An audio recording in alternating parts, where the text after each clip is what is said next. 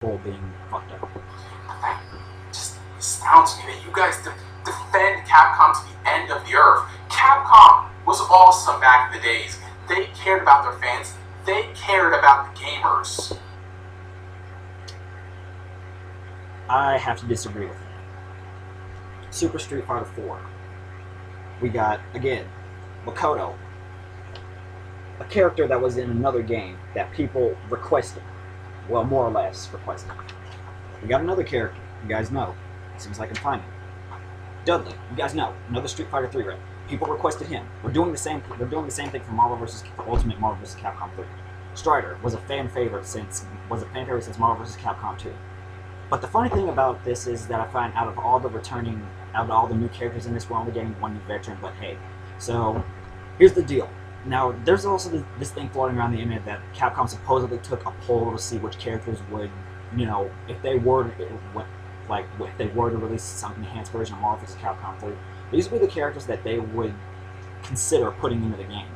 The problem with that is, even though it was on Capcom Unity's website, which, official Capcom website, that poll was done by a fan. It wasn't done by Capcom.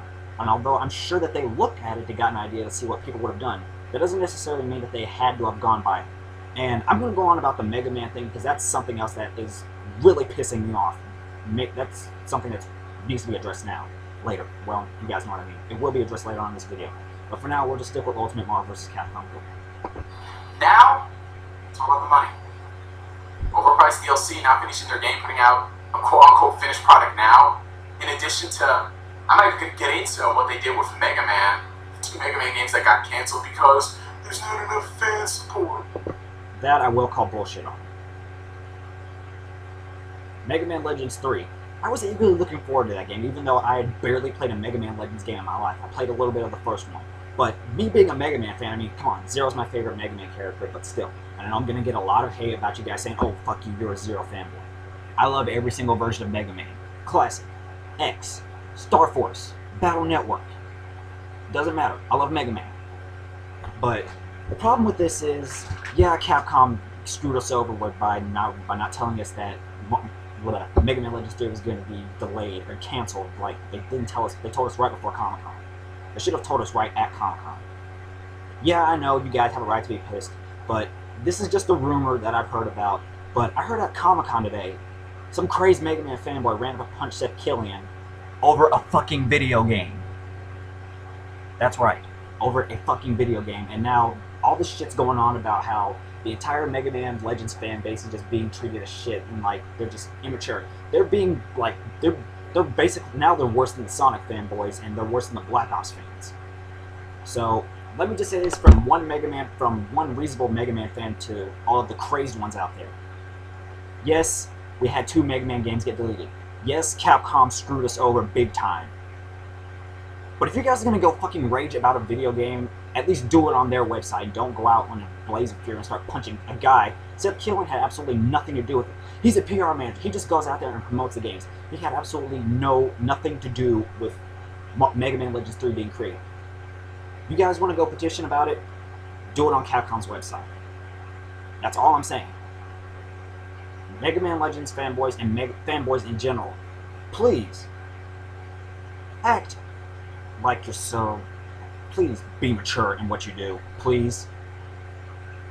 Violence is not the way to solve something as petty as this. This is probably one of the most stupid reasons I've ever heard of some. I know, like I said, all this stuff could be just rumor, but if it turns out to be true, this is probably the most dumbest thing as a gamer I've ever heard of in my life. Get the fuck out of here with that bullshit, Capcom. Seriously. And I can't wait to see you guys trying to defend Capcom. I cannot wait to debunk all those claims. But this is the way the gaming world is going. Everyone's going like this. Well, it makes me sad that I'm a gamer if this is the way the gaming world is going. On finishing games, overcharged DLC, there are still developers out there who put out finished products. There's still developers out there who care about the gamers.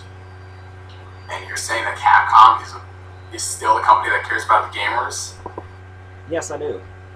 Street Fighter 4. Super Street Fighter 4. Marvel vs. Capcom 3 Ultimate. I wasn't really psyched about you know, I'd never really played Marvel vs. Capcom 2, but I had played Marvel vs. Capcom 1. Strider. I didn't like him, but I played Marvel vs. Capcom 1. Capcom 1. Now I like him as a character after seeing his gameplay videos and stuff. But personally, I did not request Strider. I've seen many arguments on the GameFAQs boards because I frequent there a lot. I've seen many arguments about, oh, they should have taken out Sea Viper and put in Captain Commando because Captain Commando was like better than. I've heard stupid arguments like that. I was probably one of the only few people that didn't have a damn problem with Marvel vs. Capcom 3's roster at all. I had absolutely no problems at all. There's a saying that's on GameFAQs. Capcom did not fuck up their roster; they fucked up your roster, the fans. And that's another thing too. I'm wondering if the reason why this game was rushed. I've heard many different theories on why MvC3 was rushed, maybe to compete with Mortal Kombat 9, but I don't know. There's just so many things going around. Like, I don't know. The point of it is the gaming industry is fucked up, and the reason why Marvel Ultimate Marvel vs. Capcom 3 is going to be a day one purchase for me is because I already chalk up so much money to at least be decent at this game and go do offline tournaments. Plus, I love the game. I love the game that much. I love fighting games that much. So, and when you honestly think about it, $40, like I said earlier, $40 really isn't that much for the amount of content that we're getting. Now, if they were charging us $60 for the same game again, then I would be pissed. But they're not. They're taking the stupid Street Fighter 4 out like they did. They're giving us more bang for our buck. We're getting all this glorified new crap, and yes, this stuff should have been in the first version. And there's plenty of theories about why that didn't get into. You guys said the big tsunami that happened in Japan a while back, which I can honestly see that could actually be a legit excuse, because think about it. Half of gaming is in Japan, so I can actually see that as a legitimate excuse. But like I said, Ultimate Marvel vs. Capcom 3 is going to be a day one purchase for me, because just basing all this content off of every. Come on, we had all 12 characters leaked within 2 hours. We had all 12 characters accidentally leaked from Capcom's own website within 2 hours. This amount of content that we're getting justifies the $40. Now, like I said, if they were releasing this game for $60, then no, I would not suggest buying this game for $60. I wasn't after playing Vanilla Marvel vs. Capcom 3 for a week, I decided that no, that game was not worth $60 for the amount of content it had. So, the lesson here is, if you're really interested in Capcom's fighting games, check and see what features they're going to have. Wait about a month, well, not a month. Wait about a week or two after the game comes out. Check and see what all they've got on it. And then, if you still want to buy it, then buy it. Otherwise, buy it used or wait for a price drop. Yeah. All they care about is this. They don't care about you anymore. Again, They don't. They honestly. I've said it 3 times. Believe it or not, Capcom really does care about the fans when it comes to their games. I know that may be hard to believe for some of you hardcore fanboys that just want oh, there's no Mega Man X still now. But think about it. Half of the people that played Marvel vs. Capcom 2, or basically all of them, they all wanted Strider. Arthur from Ghosts and Goblins. They all wanted Arthur from Ghosts and Goblins to be in this game. A game that people from my generation, I was born in '92. People my dad's age knew about Ghosts and Goblins. My dad's 43. They put him in, so you can't say that Capcom does not care about the fans. We don't. I'll probably do a whole rant later on Marvel vs. Capcom 3 and Capcom. But fanboys, if you want to get one thing from this mini rant, and one thing alone, Marvel vs. Capcom 3, it plays well. It's a fun fighting game. It's just there's no content in there to justify the price.